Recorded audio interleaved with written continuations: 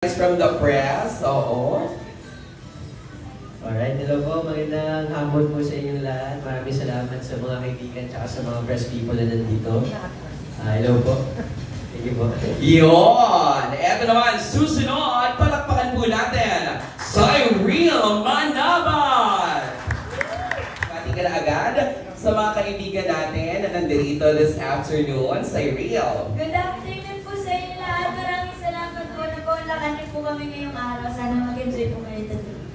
Mag-e-enjoy tayong lahat dahil parang ika nga ng title natin, The Last Virgin. I-treat natin na parang nag-iinuman din tayo at nag-share tayo ng iba't ibang thoughts mula sa mga experiences natin mula sa buhay. At para kumplituhin ang ating hapon, kasama rin po natin, let us all welcome of course, award-winning and, diba, hindi na mabakante, Miss Cherry Pie Picache. Magandang hapon po sa inyo, Miss Pie.